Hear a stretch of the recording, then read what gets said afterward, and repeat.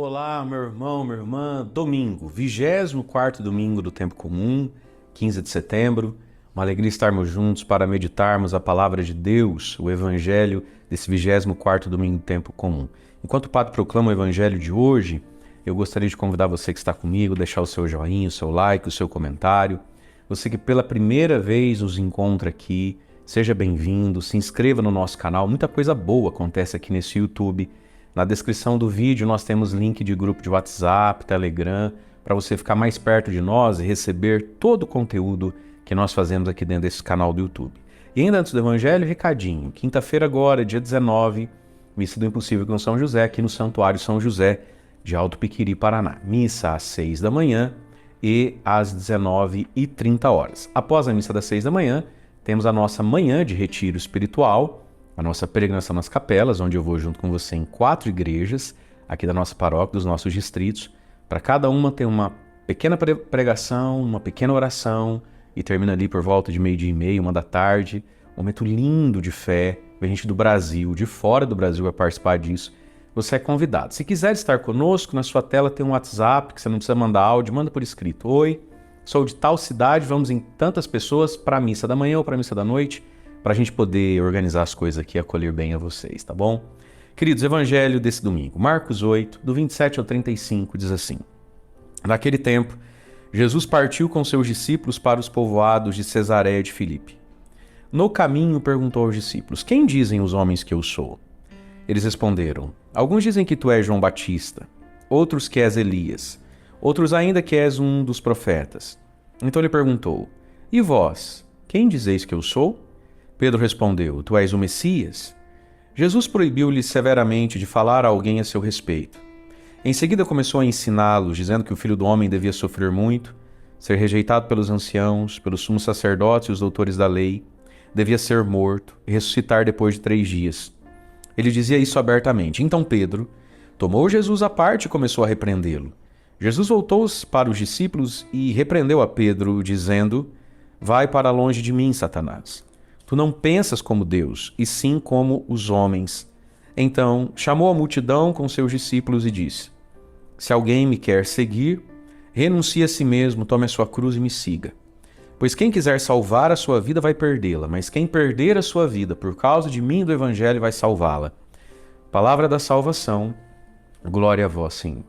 Irmãos e irmãs, o cristianismo, o catolicismo, mais que uma religião, uma doutrina, uma moral, uma ética, né? É uma resposta a uma pergunta que Jesus dirige a nós. Quem sou eu para você? O que dizem os homens? Ah, olha só. E você? Quem você diz? Quem eu sou para você? No caminho da vida, quem Jesus se tornou para mim? Olha só o evangelho diz: Jesus partiu com seus discípulos para os povoados de Cesareia de Filipe. No caminho perguntou. Andando com eles, perguntou. Perguntou lá no capítulo 8 de Marcos. Em Mateus, lá no capítulo 16. Essa pergunta não é feita no primeiro dia, nem no primeiro momento. Mas a vida, uma hora, vai perguntar, Jesus vai perguntar. E se a pergunta está acontecendo, a gente deveria estar pronto para a resposta. Jesus pergunta porque ele espera a resposta e porque ele concluiu que se eu perguntasse antes seria até injusto. Mas se eu perguntar agora, não tem motivo para não saber a resposta. E aqui está, amados, a gente corre o risco de desperdiçar a vida. Tem muita gente que já andou muito pelo caminho e até hoje não sabe responder. Até hoje não tem clareza, até hoje não definiu quem é esse tal Jesus Cristo de Nazaré, qual é o valor que ele tem para mim. A Santíssima Eucaristia tem valor ou não tem valor? Os sacramentos têm valor ou não têm valor? Ser católico tem valor ou não tem valor? É muito triste quando pessoas passam a vida toda com os assuntos em aberto. Que por um tempo estivessem em aberto, porque você está pensando, meditando. Ok, mas chega uma hora que a pergunta vem. E se veio, é porque a gente teve os elementos para isso estar cristalizado em nós. O Salmo de hoje vai dizer assim, é uma definição na vida de Davi. Salmo 114, andarei na presença de Deus junto a ele na terra dos vivos. Uma hora ele concluiu isso. Daqui para frente eu andarei na presença de Deus junto a ele na terra dos vivos. Ah, mas e se eu estou rezando tanto não acontecer? Não sei, andarei na presença de Deus junto a ele na terra dos vivos. Ah, mas por que pessoas boas sofrem, pessoa ruim fica rica? Andarei na presença de Deus junto a ele na terra dos vivos. Também não foi de graça. que Davi fez esse pacto com Deus. Mas chega uma hora, meus irmãos, que nós precisamos entender as coisas, concluir as coisas. Olhe para a sua vida, olhe para a sua história, use a sua inteligência inclusive. Escute Deus clamando, falando. A fé não é algo de tão irracional assim, não. A fé ela tem elementos, ela tem a sua razoabilidade, sim, senhor. E conclua, quem é Jesus para você? É o Senhor mesmo. Ele vale tudo, por Ele tudo. Ninguém me afasta dele, ou qualquer cara feia, qualquer amiguinho, qualquer ridiculação. Quem é Jesus? O Salmo mesmo vai dizer, eu amo o Senhor porque ouve o meu grito, porque inclinou-se para mim. Prendiam-me cordas, Ele me libertou. Invadiam-me um dia lá angústia e tristeza, mas Ele me aliviou. Eu tenho percebido que Ele é justiça e bondade, amor e compaixão. Eu percebo que Ele defende quem é humilde. Ele libertou um dia minha vida da morte. Então, quer saber? Pensando bem, fazendo memória, concluo. Andarei na presença de Deus junto a Ele na terra dos vivos. Deus vai acontecer na nossa vida, a revelação de Deus para nós, ela acontece no nosso caminho. Bom, aí vem a pergunta, né?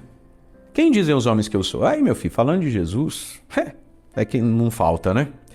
Muito bem, e vós, quem dizeis que eu sou? E aí Pedro acerta, tu és o Messias, o Cristo, o ungido de Deus, tu és o Filho de Deus na terra. Feliz és tu, Pedro, lá em Mateus vai dizer. Bom, Pedro acertou a resposta. Pedro acertou o pontapé inicial. Ele passou no vestibular, né? Mas agora, Pedro precisa aprofundar essa fé. Então, meu querido, louvado seja Deus, porque nós estamos aqui reunidos pela fé. Olha, um padre falando de Jesus, você ouvindo um padre. Olha que lindo. Eu sou padre. Olha que bênção. Você gosta de ouvir padre. Olha que bênção. Mas nós vamos aprofundar isso. Jesus então começa a dizer, ensiná-los. Começa a ensiná-los. Não é porque Pedro sabe que ele é o Cristo que Pedro não tem mais nada para aprender. Começa a ensiná-los. Que o Filho do Homem devia sofrer muito, ser rejeitado pelos poderosos, anciãos, sumos sacerdotes, autores da lei. Devia ser morto numa cruz. Aí Pedro falou, peraí, mas não era isso que eu achava que o Cristo era, né? Tu és o Cristo, mas vai dar nisso a fé? A fé não é ficar rico, poderoso? A fé não é conquistar o mundo, o topo da montanha? Não, a fé é morrer para si mesmo. E ressuscitar depois de 3 dias. Veja, é preciso entender as implicâncias da fé. E aí, Pedro, olha só, todo cheio de si, tinha recebido um elogio, né? Já ficou bobo. Chamou Jesus à parte e começou a repreender Jesus. Jesus, que isso nunca te aconteça. E Jesus vai repreender a Pedro, vai para longe de mim, Satanás. E eu vou grifar com o meu verde palmeiras aqui, ó. Por que é um Satanás? Porque não pensa como Deus. Tu não pensas como Deus, mas sim como os homens. Engraçado que Jesus não falou assim, vai para trás de mim, Satanás. Você não pensa como Deus, você pensa como o Satanás. Não. Vai para trás de mim, Satanás, você não pensa como Deus, você pensa como os homens. Veja, gente, existem pensamentos que são muito humanos, não são nem do diabo, mas já são tão diferentes de Deus, né? Pedro precisa agora aprender a pensar como Deus. Então, primeiro, Jesus é ou não é? É. Parou aí? Não, agora precisa aprofundar. Olha, a segunda leitura da missa de hoje, por exemplo, da carta de Tiago, de São Tiago. Meus irmãos, é um aprofundamento, ó. Do que adianta alguém dizer que tem fé quando não põe em prática? Uma fé sem prática salva alguém?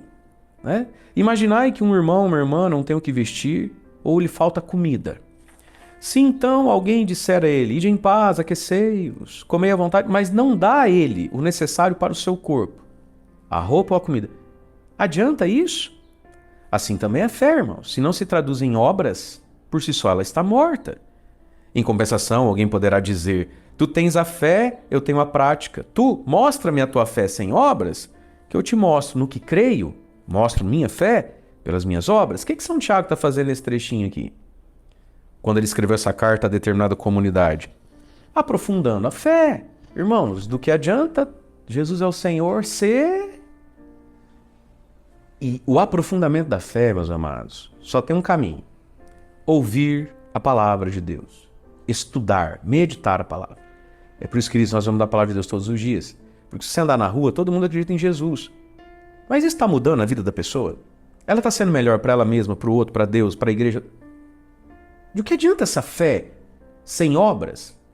Essa fé que não entende quais obras? Então, Pedro, você está pensando como os homens e não como Deus. Você precisa aprender coisas. Né? E quais coisas? Jesus diz então a eles, se alguém me quer seguir, você quer, Pedro? Renuncie a si mesmo, tome a sua cruz e me siga. Pois quem quiser salvar a sua vida vai perdê-la, mas quem perder a sua vida por causa de mim e do Evangelho vai salvá-la.